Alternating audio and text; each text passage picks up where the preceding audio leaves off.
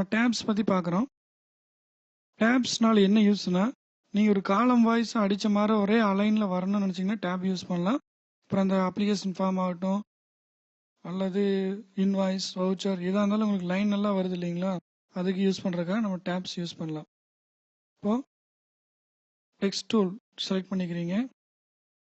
Text ஃப்ரேமில் டெக்ஸ்ட்டை select பண்ணிக்கிறீங்க. செலக்ட் பண்ணிவிட்டு டெக்ஸ்ட் மெனு டேப்ஸ் கிளிக் பண்ணுறீங்க.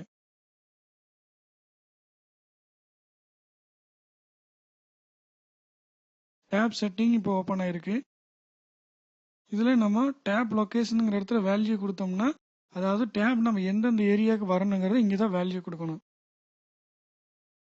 22 add 40 add 45 add 80 add.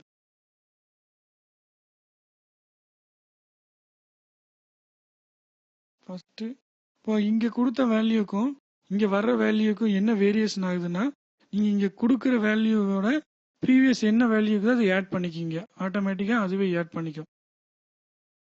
Left இருக்கு, ரைட், சென்டர், டெசிமல் 4 அலைன்மெண்ட் இருக்கு. நம்ம முதல்ல டேப் செட் பண்ணிக்கலாம்.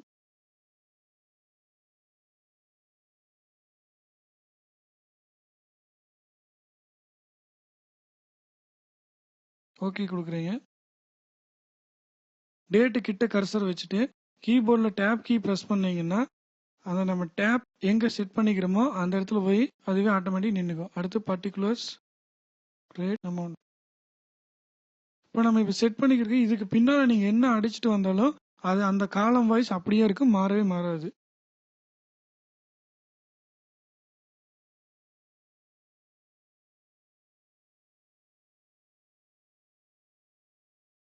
இந்த டேப் வந்து டெக்ஸ்ட் மெனுக்கு போயிட்டு அதில் டேப் செலக்ட் பண்ணிட்டு வச்சேன். அது இல்லாமல் நம்ம ஷார்ட்கட்டாகவும் டேப் செட் பண்ணிக்க முடியும். இப்போ டெக்ஸ்ட்டு செலக்ட் பண்ணிக்கிறீங்க. இப்போ ரூலர் இருக்கு இல்லைங்களா, அங்கே வந்து இதான் வந்துட்டு நம்ம டெக்ஸ்ட் ஃப்ரேமுடைய அளவு. இதில் வந்துட்டு இந்த கார்னரில் பார்த்தீங்கன்னா டேபோட சிம்பிள் இருக்கும், லெஃப்ட் இருக்கும். திரும்ப ஒரு கிளிக் பண்ணிங்கன்னா ரைட் ஆகும். இன்னொரு கிளிக் பண்ணிங்கன்னா சென்டர், இன்னொரு கிளிக் பண்ணிங்கன்னா டெசிமல். இப்போது நம்ம லெஃப்ட் வச்சுக்குவோம். ஜஸ்ட்டு இங்கே ரூலரில் ஒரு கிளிக் பண்ணிங்கன்னா டேப் செட் பண்ணிக்கும். அடுத்த ரூலரில் கிளிக் டேப் செட் பண்ணிக்கும். அடுத்து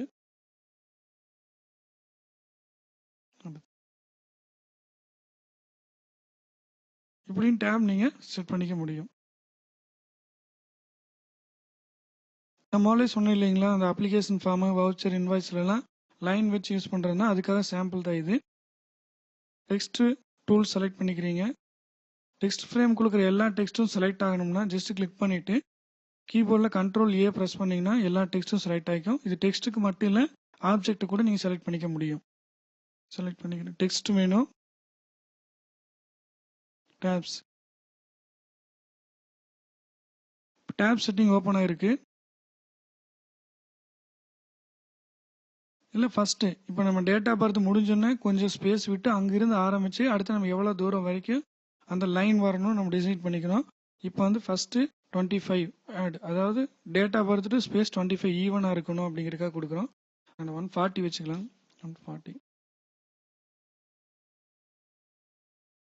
த லீடர் ஆப்ஷன். இந்த லீடர் ஆப்ஷன் போனீங்கன்னா உங்களுக்கு என்ன கேரக்டர் வரணும்னு நீங்கள் டிசைட் பண்ணிக்கலாம். இப்போ நான் இந்த லைன் கேரக்டர் கொடுக்குறேன். ஸ்பேசிங், அதாவது இந்த லைன் வந்து இங்கே ஸ்மூத்தாக இருக்கு இல்லைங்களா, கேப்பே இல்லாமல். இல்லை உங்களுக்கு டிஸ்டன்ஸ் வரணும்னு நீங்கள் நினச்சிங்கன்னா இல்லை ஸ்பேசிங் கொடுத்துக்கலாம். வந்து வேல்யூ ஜாஸ்தியாக ஸ்பேஸும் ஜாஸ்தியாகிட்டு இருக்கும். இப்போ 0ல் இருக்கட்டும், ஓகே கொடுத்துக்கிறீங்க. லீடர் வந்து ஆன் பண்ணிக்கிறோம். ஓகே. இப்போ நேம் கிட்ட வச்சுட்டு கீபோர்டில் டேப் கீ ப்ரெஸ் பண்ணிங்கன்னா, அதாவது ஃபஸ்ட்டு வச்ச டேபுக்கு போய் செட் ஆகிக்கும்.